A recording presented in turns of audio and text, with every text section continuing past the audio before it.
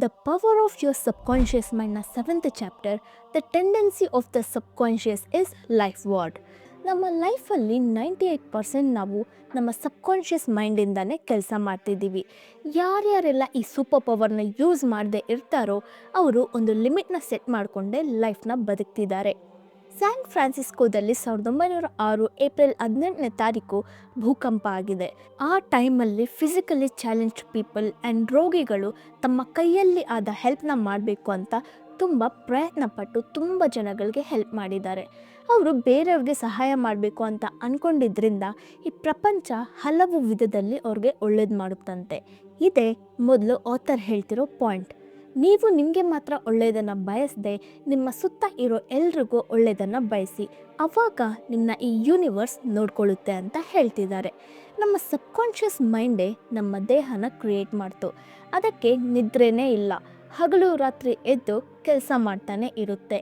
ನಿಮ್ಮ subconscious mind ನಿಮ್ಮ inner ಫೀಲಿಂಗ್ಸಿಂದ, ನಿಮ್ಮ ಡಿಸೈರ್ಸ್ ಮೂಲಕನೇ ನಿಮ್ಮ ಜೊತೆ ಮಾತಾಡುತ್ತೆ. ತುಂಬ ಪೊಯೆಟ್ಸ್, ಮ್ಯೂಸಿಷಿಯನ್ಸ್, ನಾವೆಲಿಸ್ಟ್ ಎಲ್ಲರೂ ಈ ಸಬ್ಕಾನ್ಷಿಯಸ್ ಮೈಂಡನ್ನು ಯೂಸ್ ಮಾಡ್ತಿದ್ದಾರೆ. For example, Robert Louis Stevenson ಒಂದು ನಾವೆಲಿಸ್ಟ್. ಅವರು ಮಲಗೋಕ್ಕೆ ಮುಂಚೆ ತುಂಬ ಕಥೆಗಳನ್ನ ಥಿಂಕ್ ಮಾಡ್ತಾರೆ, ಯೋಚನೆ ಮಾಡಿಕೊಂಡೇ ಮಲಗಿಬಿಡ್ತಾರೆ. ಅದು ಅವರ ಸಬ್ಕಾನ್ಷಿಯಸ್ ಮೈಂಡ್ಗೆ ಹೋಗುತ್ತೆ. ಆ ಸಬ್ಕಾನ್ಷಿಯಸ್ ಮೈಂಡ್ ಕೊಟ್ಟ ಥ್ರಿಲ್ಲರ್ ನಾವೆಲ್ಸೇ ಅವರ ಬ್ಯಾಂಕ್ ಅಕೌಂಟಲ್ಲಿ ಕಾಸು ಕಡಿಮೆ ಇದ್ದಾಗ ತುಂಬ ಹೆಲ್ಪ್ ಮಾಡ್ತು.